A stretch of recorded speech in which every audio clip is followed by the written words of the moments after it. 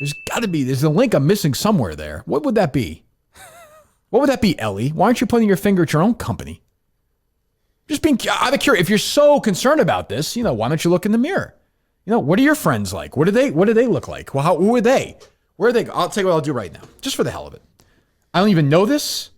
I'll go to Ellie Schnitt's Twitter account and see who she follows on Twitter, and I'll just let you guys know, okay? All right. Let's take a look-see here. Following. All right, here we go. I'll scroll. She follows 612 people, so I'll scroll down in the middle here and take a look. Here we go. Ready? Sure. We'll start with Nick Turini. He's a blogger at Barstool. He follows me. Oh, nice. He calls the show sometimes. He does? Yeah. He's KB's roommate. Oh, KB's roommate. Sorry, Yeah. right. White. There you go. Minority. White. This is like the old mutt bit. White. There's a dog. Next person. White. Trista Crick, I think, is white. There's a black person. There She follows Elizabeth Warren. White.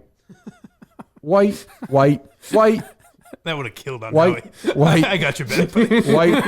That's good, Steve. White. There's Cousin Murray. He's white, right? Yes. AOC, there you go. White. There you go, Liz Warren. White. Brandon Walker, I think, is white. White.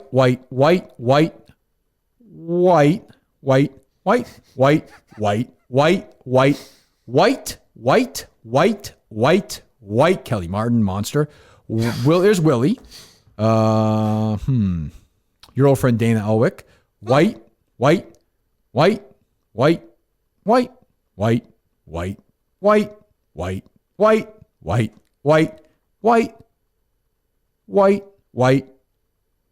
Just a few, just to give you a little she's she lives in a very open-minded world. I mean, just a fucking phony, and just the worst kind too, just the college. Oh, it's just everything. And I know I'm an old man, I got it, but oh my God. So let's continue with the sound from our friend Ellie Schnitt. What do we have now, Steve? Martin Luther King's daughter. Oh. Do you want to just keep going to the rest of the sure, five? Let's just keep playing it. Go ahead, yeah. She came on and she was talking about how, when they did a march on Washington, it wasn't zero to march on Washington. Wait, hold on. They did a march on Washington?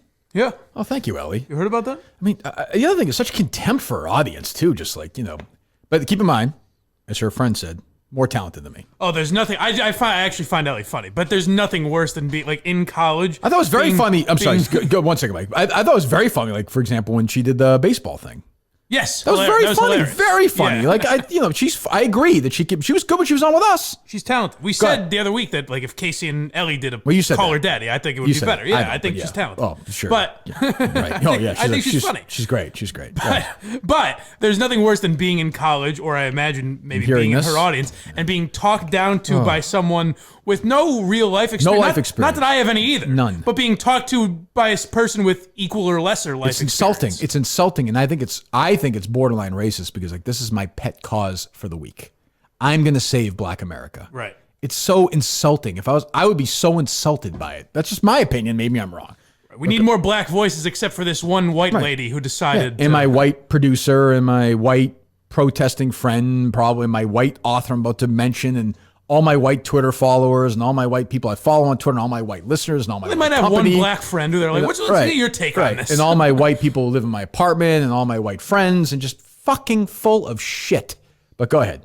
There were protests, there were riots, there was looting, there was violence, there was all this that built up to the ability to walk out and be peaceful and kind of negotiate. But before that, you need to be heard. And in my opinion, Black people in this country are not being heard. When they say that police brutality is happening at a disproportionate rate to Black people, and it's horrible and it shouldn't be happening. So if you're upset about, if you're like, why can't they just be peaceful? I think everyone who, I don't know, it's not our place to tell Black people how they should express their anger over this and how they feel about it. And Hold on. Why is it your place to tell anyone anything? Right. Agreed to some extent, but it is my right to tell a white person or a Black person that they cannot stab a police officer for no reason, or burn a building, or hit somebody in the head with a 2x4, or put a Las Vegas police officer who you know nothing about, could be a great person in critical care, or kill a 77-year-old retired police officer. I feel like I can tell a black person that or a white person that. You shouldn't do that. I know it's scary to say. Now, should a black person feel like they've been, the black man in America specifically, I mean, women in America have been targeted by the police? Of course they have. I say that all the time. Of course. Should they feel angry about that? Yes, they should. Can I tell them that? I don't even know what that means. But Ellie can go on her podcast and lecture her. Like, it's just hypocritical.